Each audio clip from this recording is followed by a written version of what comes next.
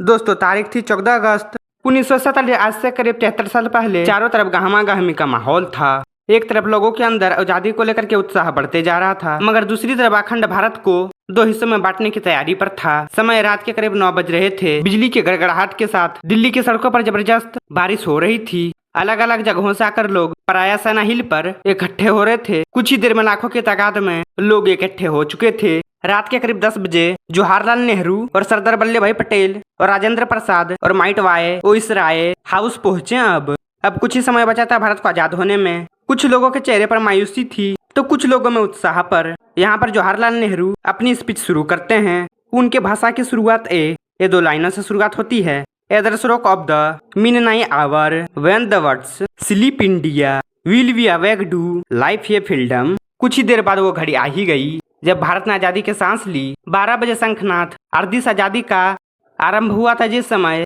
गखुंड पर खड़े लोग महात्मा गांधी के नाम के नारे लगाए जा रहे थे और जो लोग अपने घरों में ये भाषण और सब कुछ रेडियो पर सुन रहे थे, उनकी भी कोई खुशी का ठिकाना नहीं था, क्योंकि उस समय भारत एक आजाद परिंदा हो गया था जिनका करीब हमने 200 सालों से इंतजार किया था। 14 अगस्त 1947 में रात भर बारिश के बाद सुबह में आसमान बिल्कुल साफ था। जब सुबह के 8:30 बजे पंडित नेहरू और उनकी कैबिनेट ने शपथ ली और जिसके बाद ब्रिटिश का झंडा हटाकर आजाद हिंद का झंडा लहराया गया, जिसे देख सभी की छाती चौड़ी हो गई थी, क्योंकि अब हमें वो झंडा दिखने लगा था जिसे हम बरसों से देखना चाहते थे। जब राजधानी दिल्ली में आजादी का जश्न मनाए जा रहे थे, उस वक्त महात्मा गांधी ने दिल्ली से हजारों किलोमीटर दूर पश्चिमी बंगाल के नोवा खली में थे और राज्य में शांति का क्याम करने का प्रयास कर रहे थे। जानकार बताते हैं कि पंडित नेहरू के आदिवासी भाषण को पूरे देश सुन रहा था, मगर उस भाषण को गांधी जी नहीं सुन पाए थे। 14 अगस्त 1947 की जब लोग सोए थे तो तब तो गुलाम देश में थे, लेकिन अगली सुबह में उनकी आजादी की सुबह थी। लेकिन जितने खुशी हमें आजाद होने पर थी,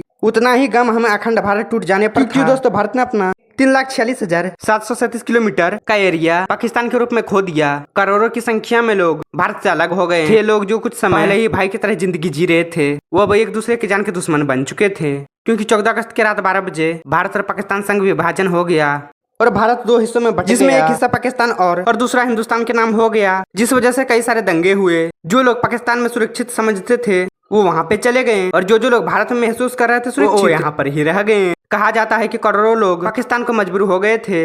इन दंगों में हजारों लोगों के मौत के घाट उतर गए थे। ये उस समय की दुनिया का सबसे बड़ा विस्थापन था और ये सारा खेल अंग्रेज हुकूमत का ही था, जिनमें डिवाइस एंड रूरल का खेल पहले से ही खेल रहा था, जहाँ पर उन्होंने हिंदुस्तान के अंदर हिंदू और मुस्लिम के बीच भेदभाव हुए थे। वरना आजादी के पहले हम सभी भाइयों की तरह साथ में जी रहे थे। वो तो अंग्रेज थे जिन्होंने हमें हमारी जाति के आधार पर हमारे व्यक्तित्व दिलाया गया, जिसके बाद हम आपस में ही लड़ने लगे। और दोस्तों हिंदुस्तान और पाकिस्तान की सबसे बड़ा वजह ये भी थी कि मोहम्मद अली जिन्ना देश के पहले प्रधानमंत्री बनना चाहते थे, लेकिन पंडित जवाहरलाल नेहरू को प्रधानमंत्री बनाने का वादा महात्मा गांधी पहले ही बनाने का वादा कर चुके थे, जिस वजह से मोहम्मद अली जिन्ना ने अपना अलग देश मांगा और इसी वजह से सारे फसाद शुरू हुआ, जो 15 अगस्त सन 1947 में खत्म हुआ। दोस्तों मैं आपको बता दें कि भारत को आजादी कराने की बात बहुत पहले से ही चल रही थी और इसी वजह से ब्रिटिश ने माउंटबेटन को भारत का आखिरी वायसराय बनाया था, ताकि इसके बाद भारत को आजादी देश घोषित कर दिया जाए। लेकिन भारत के हिंदू और मुस्लिम मान भाई आपस में लड़ने में उतारू थे और यही ब्रिटिश चाहते भी थे, क्योंकि ये लड़ाई की चिंगारी उन्होंने ही लगाई थी, जो आग बन करके हमारे सिंध में अभी तक जल रही है। दोस्तों लेकिन इससे भी ज्यादा अफसोस की बात यह है कि ब्रिटिश ने हमारे साथ आज वह जुलूम किए। अगर आज भी उसे याद करे तो हमारे आंखों में आंसू आ जाएगी, लेकिन फिर भी उन्हें भारत विद्यार्थियों की तरह विदा किया था,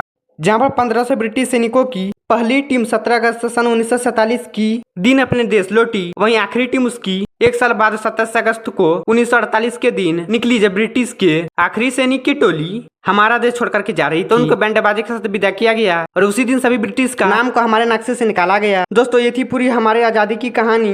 क्या आप हमें बता सकते हैं कि जिस भारत का ख्याल किया हमारे देश का स्वतंत्रता सेनानियों ने अपनी जान को गंवा दी थी और कई लोग आखिरी सांस तक इस देश के लिए लड़ते रहे, क्या वे देश हम बना सकते हैं या फिर वैसे हम नहीं बना सकते हैं? आप लोग अपनी राय हमें कमेंट में जरूर बताइएगा। और ऐसे वीडियो पाने के लिए, अगर ऐसे वीडियो आगे पाने चाहते हो, ऐसे इन्फॉर्मेशन वीडियो, तो चैनल को सब्सक्राइब कर लेना, बेल नोटिफिकेशन को वेल कर देना। अगर ये वीडियो आप लोगों को पसंद आए तो वीडियो को लाइक कर देना और ये सेनानियों के बारे में क्या राय है ये भी आप लोग हमें कमेंट में जरूर बताइएगा। इस स्वतंत्रता सेनानियों के बारे में आप लोग क्या सोचते हो? आप लोग सरदार वल्लभ भाई पटेल के बारे में क्या सोचते हो? आप लोगों को ब्रिटिश सेनानियों पर क्या राय है वो सब पर क्या राय है आप लोग हमें कमेंट में जरूर बताइएगा।